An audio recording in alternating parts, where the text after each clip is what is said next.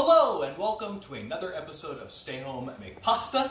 Today we're going to be making a classic Roman dish, Cacio e Pepe. Cacio is the term for cheese, specifically Pecorino Romano cheese in Lazio, in the larger region of Rome, and Pepe is pepper.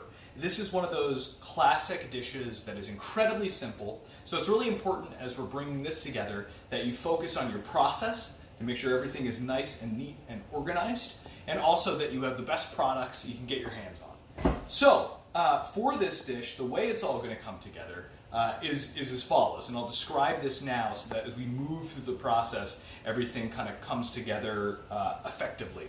So first I've grated maybe a handful and a half of Pecorino Romano cheese. Now, in the States, Locatelli is the brand of Pecorino that is most available to us. It's quite a bit saltier than the Pecorino that's used in Rome, so just be aware of that as you're working with the salt in your water and you're kind of thinking about salt throughout the dish. You got a pretty salty cheese you're working with.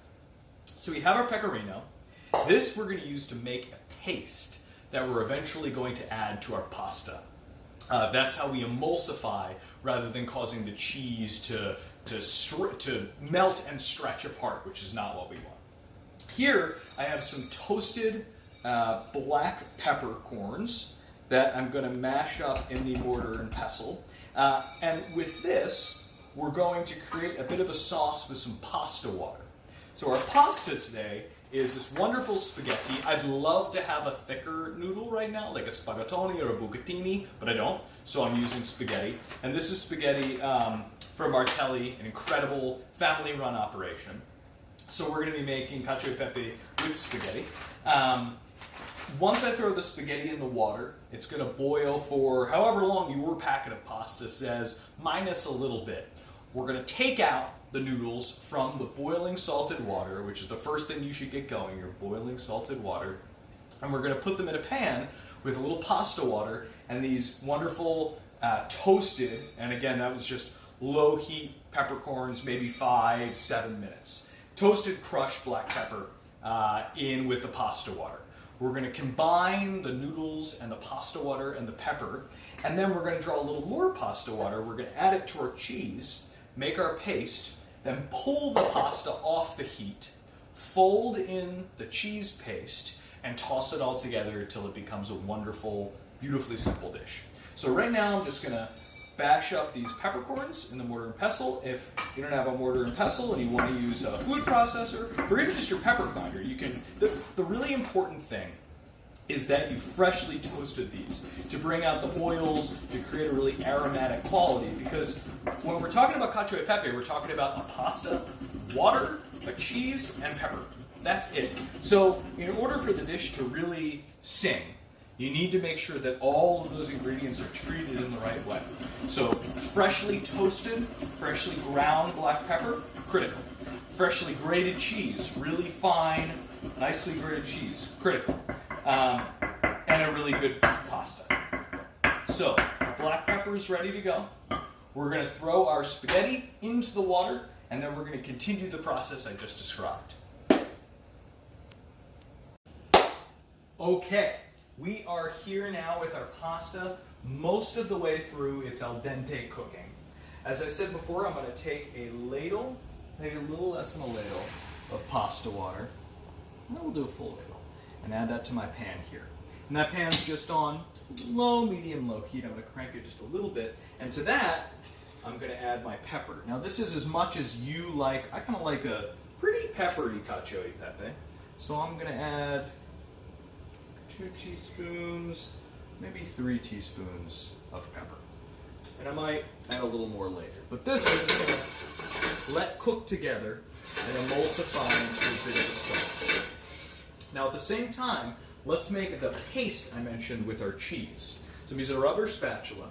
I'm going to take the very finely grated cheese, and again that's super fine. It's really important to use those tiny, tiny little holes on your grater or a microplane. And to this, I'm also going to add just a touch of pasta water. Now the idea here is to bring this together, as I said, into a paste, but we don't want to melt the cheese. If we melt the cheese, game over. You got to start again. So So here you can see it's coming together into this clump, and that's exactly what we want.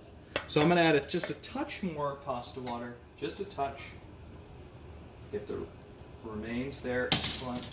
And it's just kind of like tempering eggs. I think that's a similar, it's a good analogy here to what we're doing there.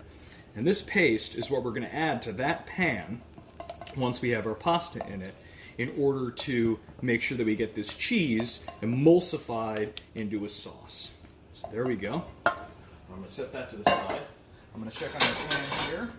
It's coming together pretty well. So the key thing at the end of this, when we combine pasta into pasta water and pepper, and then cheese, is temperature. When we put and there are lots of schools of thought about how to bring this together. We could do it separately in a bowl. There are many ways, but what I prefer is to get the pasta, as I will right now, cooking into this pasta water and pepper sauce so that it really absorbs some of that wonderful flavor of pepper. But then after that absorption is complete, it's important to really kill the heat. We're going to move this well off the heat, because if this pan is too hot, or even if the ingredients in it are too hot, when we add our cheese, again, game over. Cheese is going to become melty and stretchy and gross, and you'll end up with kind of salty, peppery water, noodles, and cheese as three separate ingredients. And trust me, I've done this, it's disgusting. So that's not what we want to do. So as you can see here, I'm combining the pasta, the pepper, the pasta water over medium heat. And I want these to all come together and kind of hang out with each other. And you get really great whiffs of pepper off there. That's freshly grated peppercorn.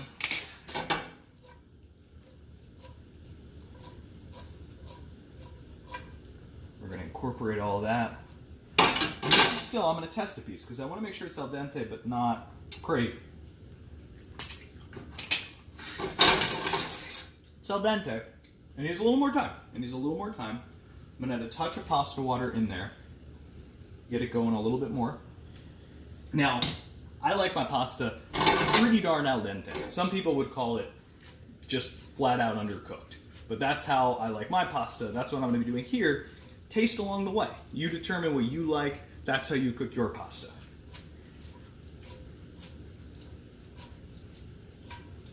All right. We've got everything coming together there. Pasta's cooking a little bit more.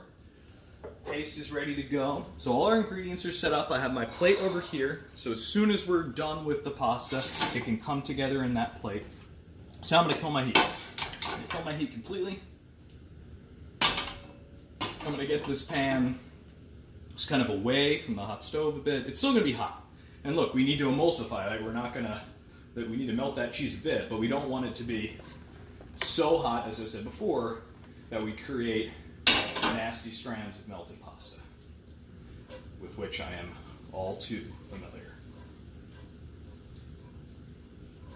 All right, we're going to let this cool down just a touch more. I'm going to even put it right here.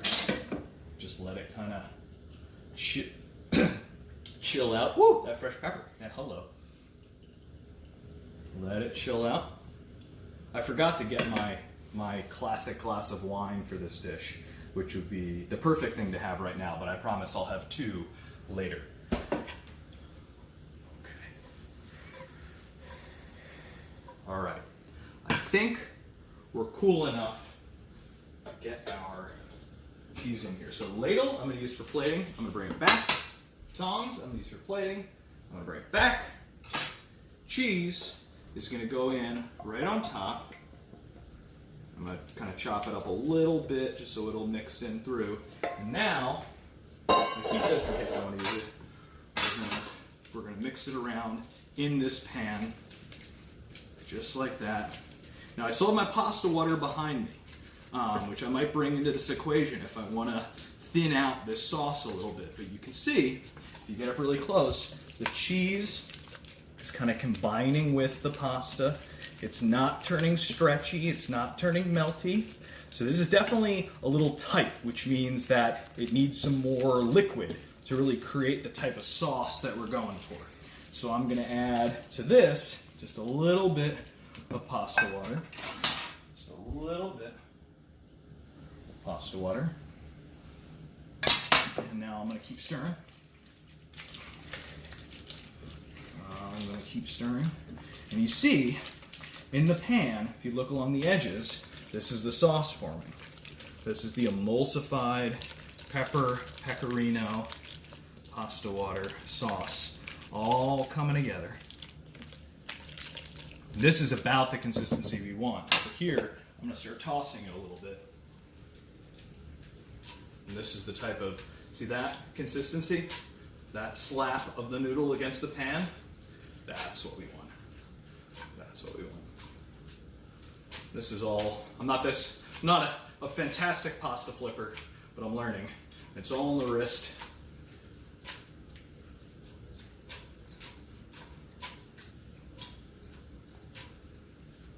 Really bringing this all together.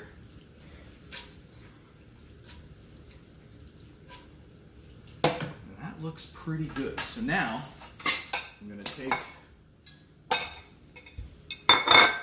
my tongs, I'm gonna come through the whole thing.